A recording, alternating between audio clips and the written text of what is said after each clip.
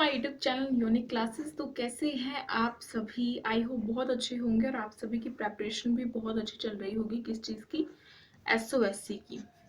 ठीक है, तो आज हम एसओएससी की प्रेपरेशन की क्लास रखने वाले हैं अपने किन बच्चों के लिए? स्टेम के लिए रखने वाले हैं। स्टेम में भी हम साइंस करेंगे आज। ठीक है, आपका साइंस करेंगे आज हम क्लास 9th के लिए बेसिकली।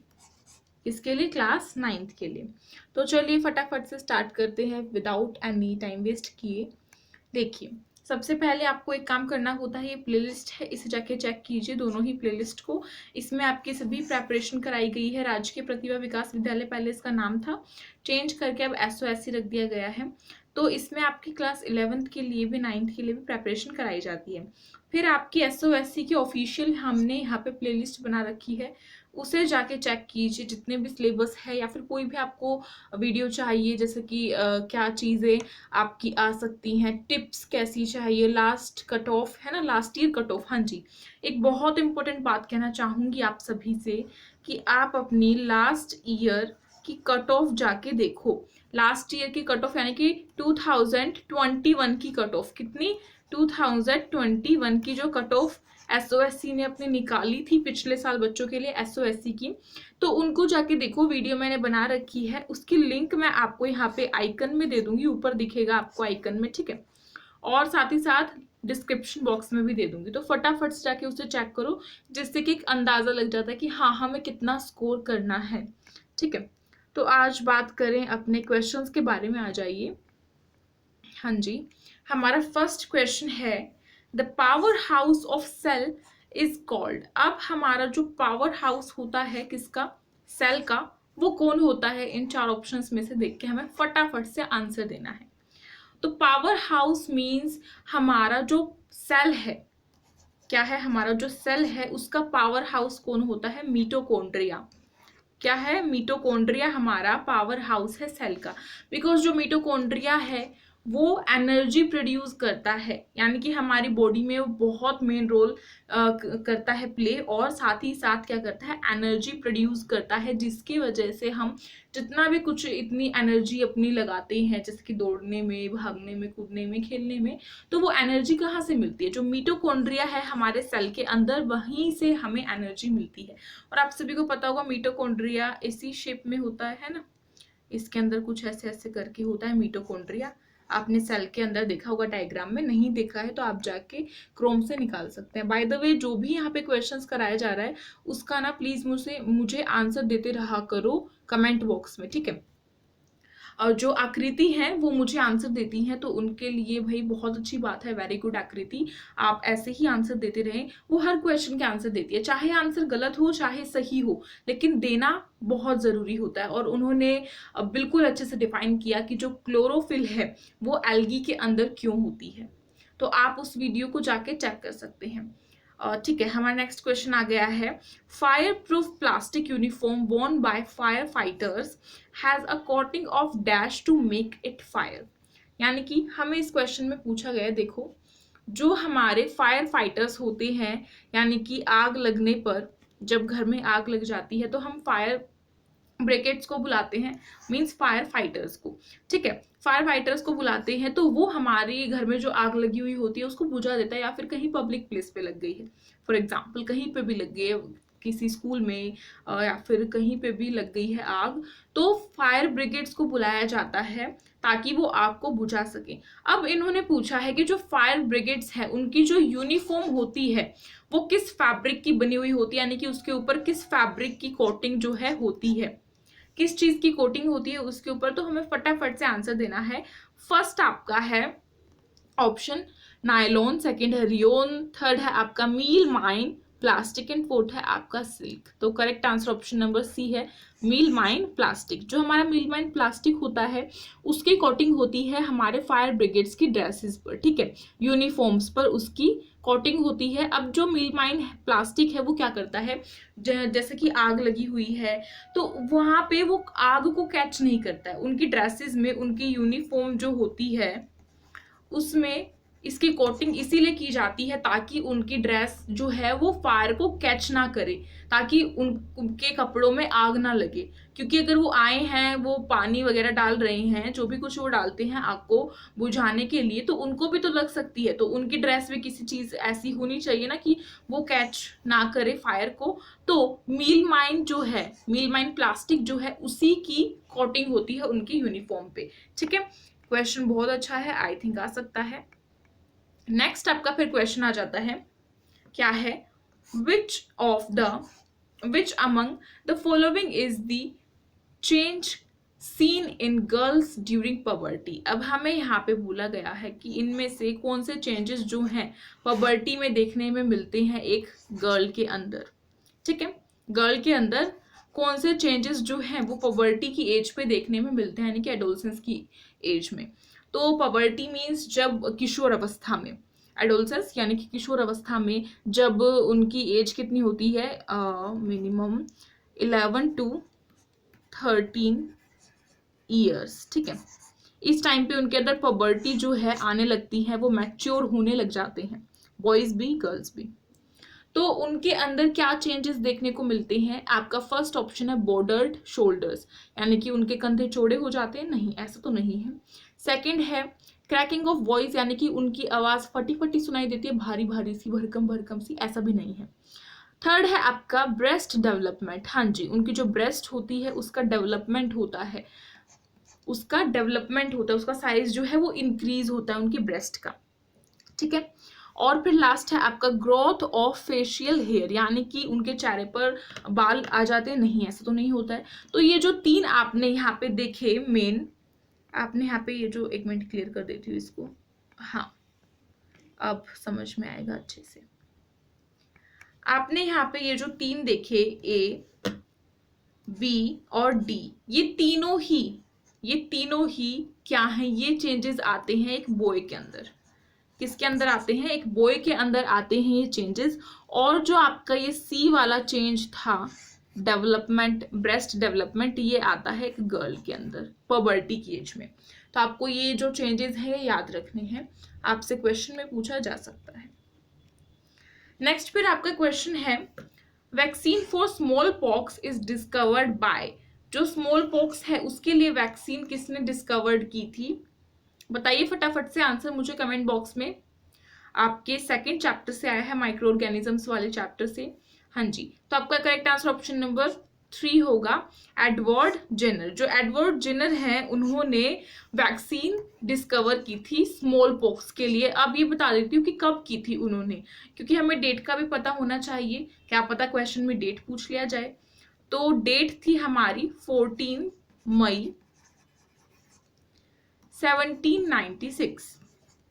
ठीक है, किस डेट को क्या था, 14 मई 1796 में उन्होंने वैक्सीन जो है स्मॉल पॉक्स के लिए डिस्कवर्ड की थी। याद रखा है आपने, किसने की थी, एडवर्ड जेनर ने।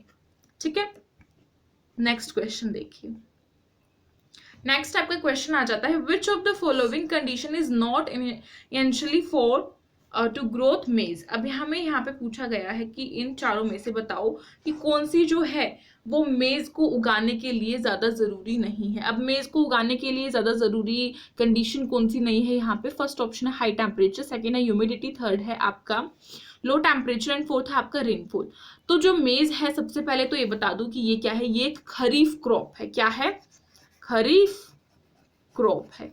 ठीक है, अब खरीफ क्रॉप है तो खरीफ क्रॉप की क्या कंडीशंस होती हैं, ये जून और जुलाई के महीने में उगाई जाती है ना, जून जुलाई के महीने में उगाई जाती हैं ये खरीफ क्रॉप, जिसमें कि आपकी बरसात हो रही होती है, साथ ही साथ हाई टेम्परेचर होता है, उस टाइम पे कितनी गर्मी होती है, ह्यूमिडिटी भी होती है ना, कहीं कहीं ऐसा लगता है कि बहुत ज़्यादा पसीना आ रहा है, बहुत जैसे थोड़ा ह्यूमिडिटी होती है, थोड़ा सफोकेशन टाइप भी होता है उस टाइम पे बहुत लोगों को, और थोड़ा ऐसा लगता है आसपास की बहुत चिपचिपापन दिखने को मिल रहा है। तो ये जो चीज़ें हैं ये हमारे किस महीने में होती है, जून टू जुलाई के महीने में, जून टू जुलाई के महीने में होती हैं। ठीक है, अब जून टू जुलाई के महीने में हमारी हो रही हैं, तो जून टू जुलाई के महीने में हमारी खरीफ क्रॉप भी उगती है, यानी कि उनको उगाया जाता है। तो जो ये है high temperature, humidity and rainfall, ये तीनों के तीनों ही क्या है, ये तो बहुत ज़्यादा ज़रूरी है कंडीशन। लेकिन हमें यहाँ पे अब दे दिया है कि कौन सी कंडीशन ज़रूरी नहीं है, ये बताओ। तो यहाँ पे जो लो टेम्परेचर है वो कोई ज़रूरत नहीं है लो टेम्परेचर की। लो टेम्परेचर जो है, लो टेम्परेचर में रबी क्रॉप उगाई जाती है। कौन सी क्रॉप उगाई जाती है? रबी। कौन सी? रबी क्रॉप जो है वो लो टेम्परेचर में उगाई जाती है। हाई टेम्परेचर में खरीफ क्रॉप उगाई जाती है। इसीलिए जो कंडीशन हमें यहाँ पे नहीं पूछा गया था कि किस कंडीशन की यहाँ पे ज्यादा जरूरत नहीं है, तो वो क्या है, वो होगा लो टेम्परेचर, यानी कि option number C is correct answer.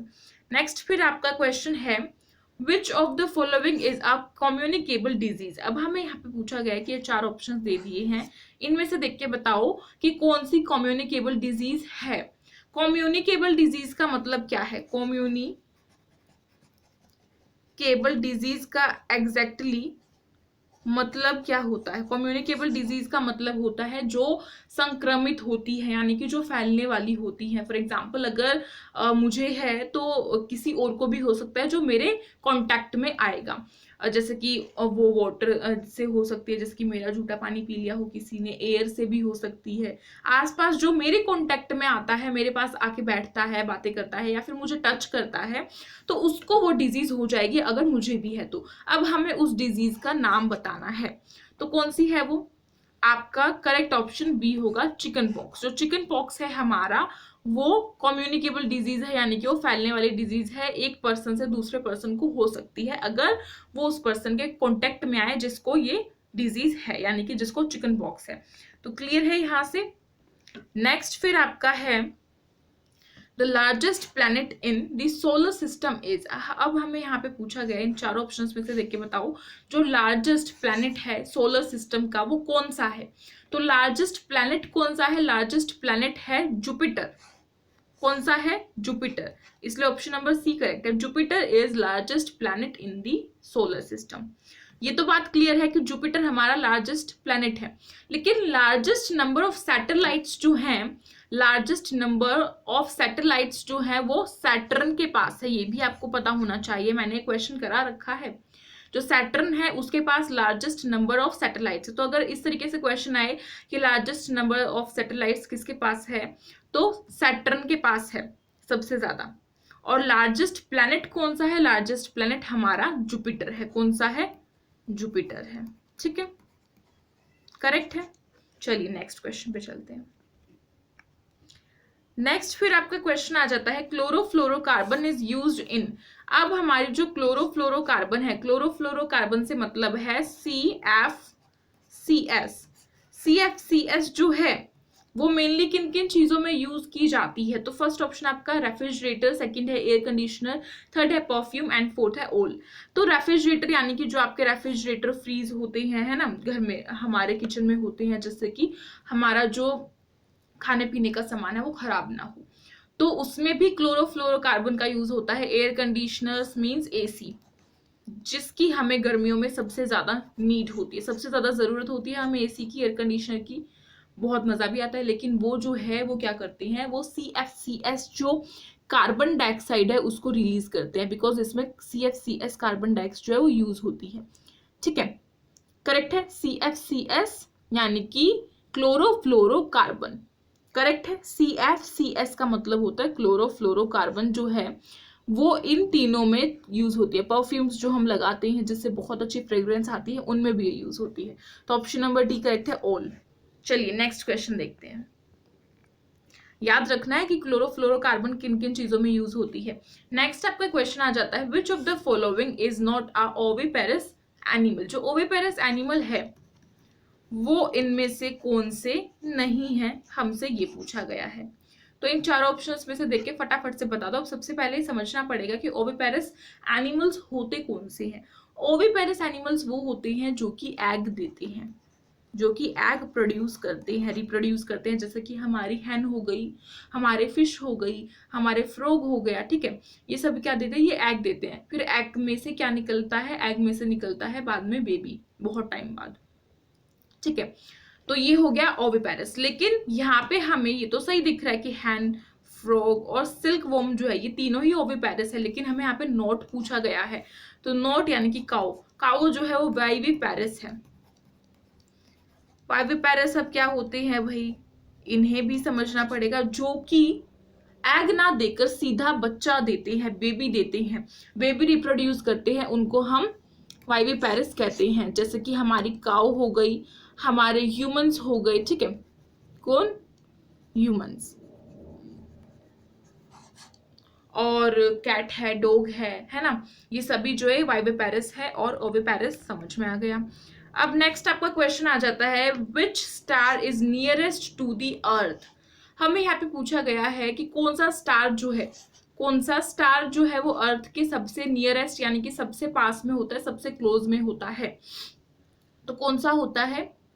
हाँ बताइए फटाफट से आंसर। आपका correct answer option number D है, सन।